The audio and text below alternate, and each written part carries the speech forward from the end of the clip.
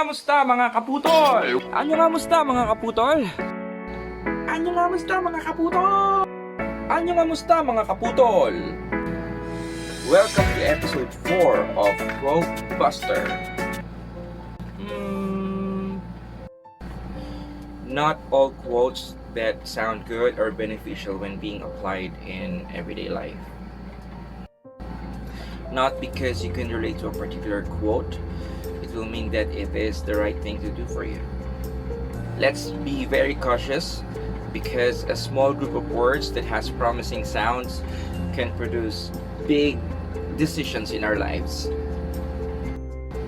Ini-English mo ako sa sarili kong bayan. Just a disclaimer, I'm not here to talk about doctrinal teachings. I'm not here to impose a belief. I'm not here to debunk any teachings of any religious groups. This is about just scrutinizing this particular quote. So again, I'm not here to teach about dogmas or any doctrines of any religious groups. I just want to bust this particular quote that I saw on the internet. I don't want to show any pictures because I don't want to have any copyright violations. It was posted on a bus. It says,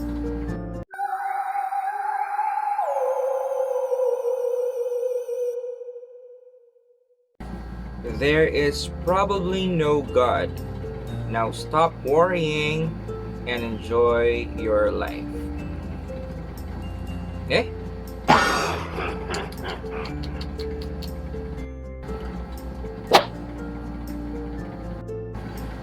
Wrong. It is wrong in the sense that if someone will hold on to this saying, or if someone believes in this quote, it might bring carelessness, that one will just do whatever the things he likes to do, and it's not a good thing. I remember my friend before, he was saying the same thing. My friend said that he's just playing safe, so he will not just believe in any God. So some people really think that it is playing safe when you don't believe in a God. Like you will not be part of any debates, or you will not be part of any clashing beliefs. So you just play it safe. I will not believe in a God like that. But is it true that you're gonna play safe, believing in no God? I would like you to imagine a scenario. There are two people. The other one is an unbeliever. He doesn't believe that there's a God. And the other one is a believer who believes otherwise. The other one is saying, "There is no God." And the other one is saying, "Yes, there is." Then they suddenly died. Dead on the spot. And first, let's say the unbeliever was right. There is no God. This is the scenario.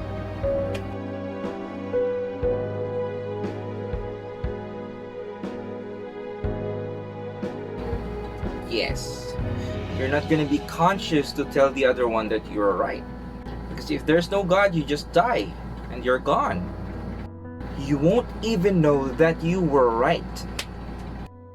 You're just dead and gone forever. You cannot tell the other one, "See, I'm right, there is no God." You can't do that. But let's say the opposite happened. They both died.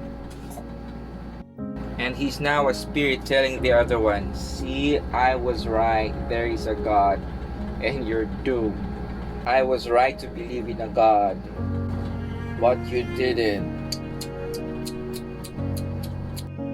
So tell me, which one is safer? Which one is playing safe? believing in a God or not believing in a God. If you die as an unbeliever and you were right, there is no God, then you will not be conscious to know that you're right. But if you die as a believer and there really is a God, then you will be a spirit and conscious to realize that you were right. There is a God. So I think it's safer and wiser to assume that there is a God. I hope you can imagine, you can understand what I'm saying. Let me tell you another story. Back when I was in college, when I was around 19 years old, so 2 years ago, so way back when I was 19 years old, I was an atheist. But I was part of a religious group. I was faking it, just making people happy, just making friends. But that time I didn't believe in a God. So that time, whenever I hear any preacher of any religious groups that says there is a God or any biblical statements, I was really annoyed. So what happened was I studied science. I went deeper into understanding science to prove that there is no God that time. But as I was studying, I realized something.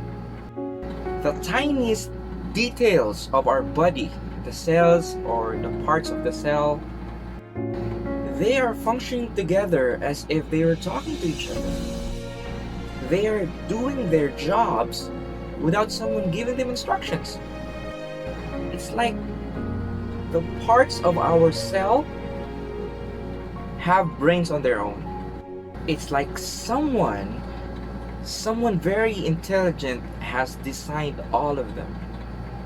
And the biggest details of our universe, they are functioning together, they are working together for the earth to live. It's as if someone has designed all of them to work together for a purpose. And that time I was like, there may be a God. Then I've come across a religious program called The Old Path or Ang Dating Daan. The preacher there was proving biblical facts using science. And he mentioned there that in the Bible, long time ago, it was already written that the earth is round, even before the science have discovered it. How would they know that back then?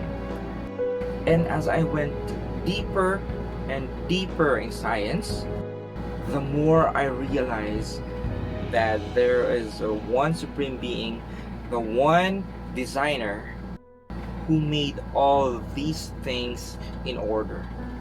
Again, I'm not, imposing beliefs or whatever. I'm just giving you my piece of thought. I'm just sharing what I think, and I hope it's going to be helpful.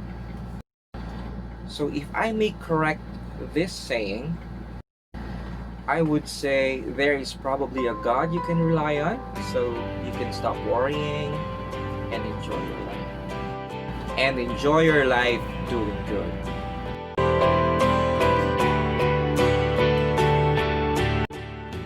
So that's it. It's better, right? So there you go. I hope you learned a thing or two in listening to this video. Hope to see you next time. Mwah! If you agree in what you heard, hit like and hit subscribe. If you don't agree, just hit like and hit subscribe. Till next time.